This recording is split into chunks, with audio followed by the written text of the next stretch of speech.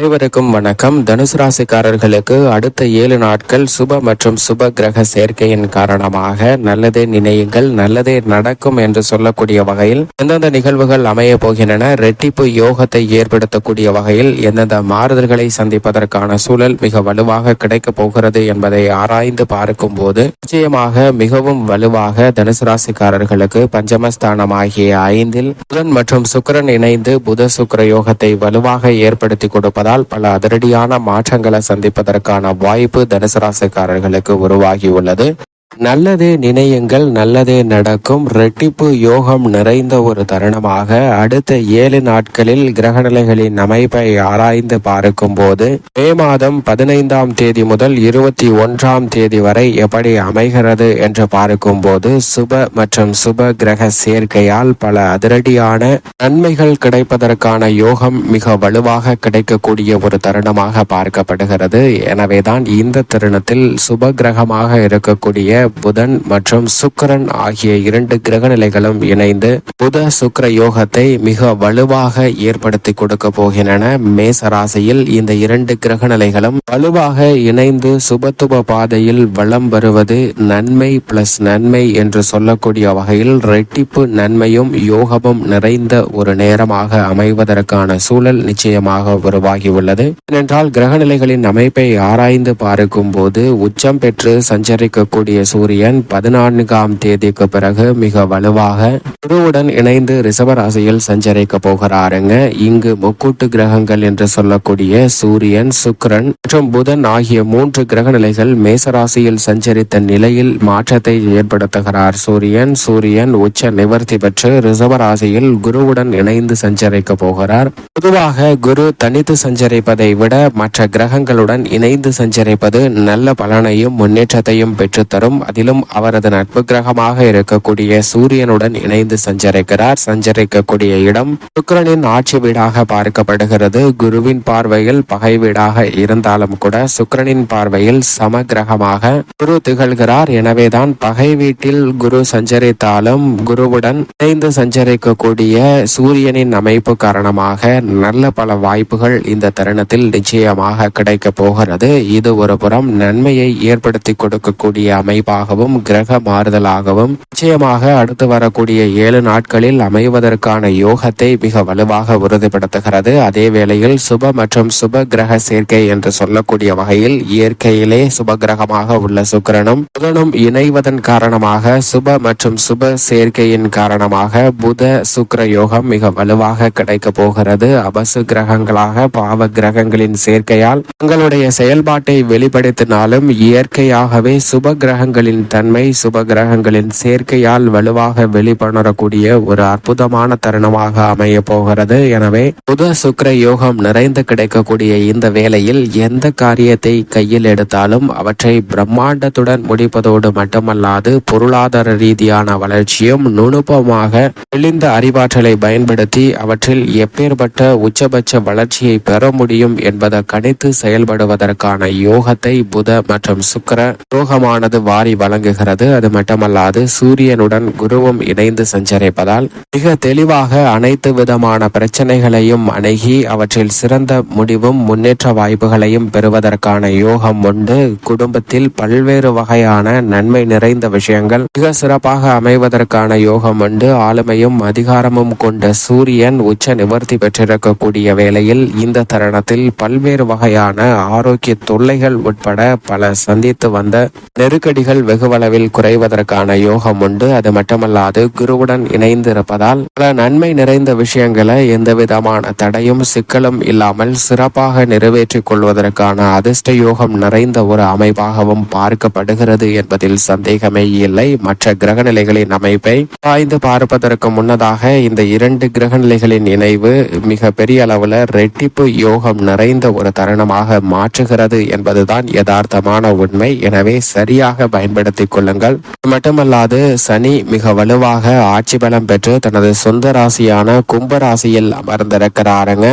குடமாய் நன்மைகளை கொடுக்கக்கூடிய அமைப்பில் சனி ஆட்சி பலம் பெற்று சஞ்சரிப்பது தொழில், வியாபாரம், உத்தியோகம் என பலவற்றில் ஏற்படக்கூடிய நெருக்கடிகளை விளக்குவதற்கான சூழல் உண்டு. சனி திருக்கணிதத்தின்படி தனது சஞ்சார தூரத்தில் பாதிக்கு மேல் கடந்து விட்டார். எனவே அவரால் இனி வரக்கூடிய தருணங்கள்ல மிக பெரிய அளவுல நன்மை நிறைந்து கிடைப்பதற்கான யோகம் மிக வலுவாக கிடைக்கிறது. சனி ஆட்சி பலம் பெற்று சஞ்சரிப்பது பல உங்களுடைய எதிர்பார்ப்புகளை பூர்த்தி செய்யக்கூடிய யோகத்தை நிச்சயமாக உருவாக்கி கொடுக்கிறது என்பதில் சந்தேகமே இல்லை என்பதை திட்டவட்டமாகவும் தெளிவாகவும் துல்லியமாகவும் உறுதிப்படுத்துகிறார். நிழல் கிரகமாக இருக்கக்கூடிய ராகு செவ்வாயுடன் இணைந்து மீன ராசியில் குருவின் ஆட்சி வீடான மீன ராசியில் வலுவாக சஞ்சரிக்கிறாருங்க. ராகு தனது சஞ்சார தூரத்தில் பாதிக்கு மேல் கடந்து விட்டார். மோட்ச கரகரான கேதுவும் கன்னிராசியில் தனது சஞ்சார தூரத்தில் பாதிக்கு மேல் கடந்து விட்டார். இந்த இரண்டு கிரக நிலைகளும் பாதிக்கு மேல் கடந்த இந்த வேளையில் வெகுவளவுல சிரமங்கள் குறைவதோடு மட்டுமல்லாது நன்மை கிடைப்பதற்கான சூழல் மிக வலுவாக உருவாகி இருக்கக்கூடிய இனிமையான தருணமாக நிச்சயமாக பார்க்கப்படுகிறது என்பதில் சந்தேகமே இல்லை. மனித வாழ்வுல நிஜ கிரகங்களின் பங்களிப்பு மிக பெரிய அளவுல மாற்றத்தை ஏற்படுத்தி கொடுக்க போகிறது. ஏனென்றால் கிரகங்களின் இயக்கத்தையே பாதிக்கக்கூடிய அளவிற்கு சக்தி வாய்ந்த கிரகமாக பார்க்கப்படக்கூடிய ராகு மற்றும் கேதுவின் அமைப்பு மிகவும் சாதகமாக மாறக்கூடிய ஒரு அமைப்பாக நிச்சயமாக அமைய போகிறது. எனவே பல நெருக்கடிகள் விலகி நல்ல மாற்றம் சந்திப்பதற்கான யோகம் உண்டு.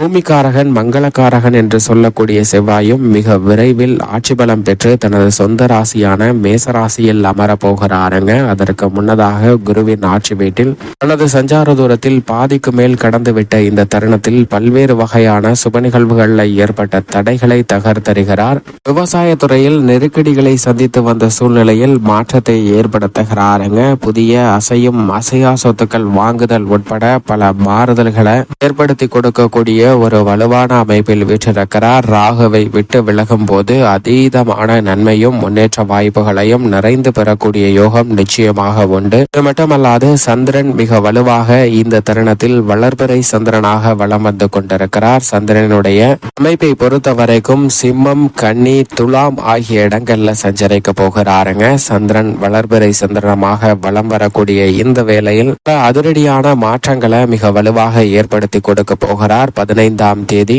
பிற்பகல் 3:25 வரை ஆட்சி பலம் பெற்று தனது சொந்த ராசியான கடகராசியில் வீற்றிருக்கிறாருங்க. அதற்கு பிறகு பல மாற்றத்தை சந்தித்தாலும் அனைத்திலும் முன்னேற்றம் கிடைக்கக்கூடிய வகையில் மிக சிறப்பான மாறுதலை பெற்று தருகிறார். இப்படி நவ கிரகங்களின் அமைப்பும் இந்த வாரத்தில் இருக்க, குறிப்பாக புதன் மற்றும் சுக்கிரனின் இணைவு, சுப மற்றும் சுப கிரக சேர்க்கை என்பது குருவுடன் சூரியன் இணைந்தது என்பது இரட்டிப்பு யோகத்தை கொடுக்கக்கூடிய ஒரு அற்புதமான நேரமாக அமைகிறது. எனவே இந்த சந்தர்ப்பத்தை சரியாக பயன்படுத்திக் கொள்ளுங்கள். மேலும் பல விஷயங்கள் எப்படி அமைகிறது என்று பார்க்கும்போது தனுசு ராசிக்காரர்களுக்கு ராசியின் அதிபதியான குரு 6ஆம் இடத்தில் சஞ்சரிக்கும் போது அவருடன் சூரியன் இணைகிறாருங்க. சூரியன் 6ற்கு வருவது அமோகமான மாற்றத்தை ஏற்படுத்தி கொடுக்கக்கூடிய ஒரு அமைப்பாக பார்க்கப்படுகிறது. ராசியின் அதிபதியும் 6லிருந்து 2, 4 மற்றும் 12 ஆகிய இடங்களை அது சுப பார்வையால் பார்க்கிறார். எனவே பல்வேறு வகையான சிக்கல்கள் விலகும். தொழில் ரீதியாக சிறப்பான முன்னேற்றம் கிடைக்கும். விரய செலவுகள் சுப விரயங்களாக மாறும். கவலை அளித்து வந்த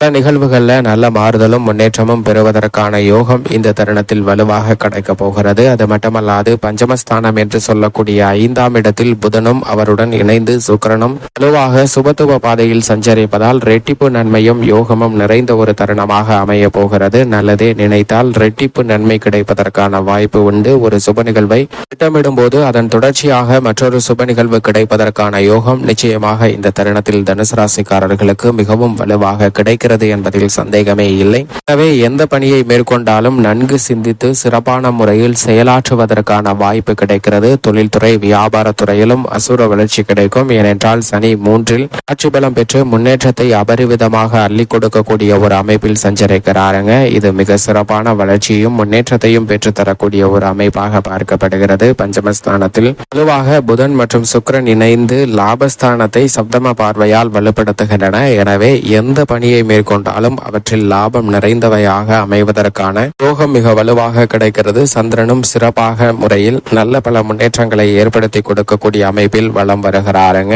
எனவே தனுசு ராசிக்காரர்களுக்கு நல்ல பல நன்மையும் முன்னேற்றமும் ரெட்டிப்பு யோகமும் நிறைந்த ஒரு தருணமாக அமைய போகிறது. இருந்தாலும் கூட சற்று கூடுதல் கவனமும் விழிப்புணர்வும் தேவைப்படக்கூடிய விஷயங்களாக அமைவது என்னவென்றால், மோட்சக்காரகரான கேது 10லும் செவ்வாயுடன் இணைந்து ராகு 4லும் சஞ்சரிப்பதால் சுப நிகழ்வுகள் சின்ன சின்ன தடையை சந்திப்பதற்கான சூழல் உண்டு. ஆரோக்கியம் சார்ந்த விஷயங்களில் கூடுதல் கவனமும் விழிப்புணர்வும் தேவைப்படுகிறது. பயணங்களை மேற்கொள்ளும் போது நன்கு திட்டமிட்டு செயல்பட வேண்டும். இல்லை என்றால் தேவையில்லாத அலைச்சலையும் சிரமத்தையும் சந்திக்க வேண்டிய சூழல் உண்டு என்பதை தெளிவாக கிரகநிலைகள் உறுதிப்படுத்துகின்றன. இது போன்ற விஷயங்களை தவிர்த்து நன்மை நிறைந்து பெற வேண்டும் என்றால் நிச்சயமாக தனுசு ராசிக்காரர்கள் வாரத்தில் வியாழக்கிழமை விரதமிருந்து அருகாமையில் உள்ள குரு பகவான் அல்லது நவகிரக சன்னதி சென்று தீபமேற்றி வழிபாடு செய்யுங்கள். நல்ல பலனும் முன்னேற்றமும் தங்களுடைய வாழ்வில் நல்லதே நினைத்தால் நல்லதே நடக்கும் என்று சொல்லக்கூடிய வகையில் நிச்சயமாக அமையும்.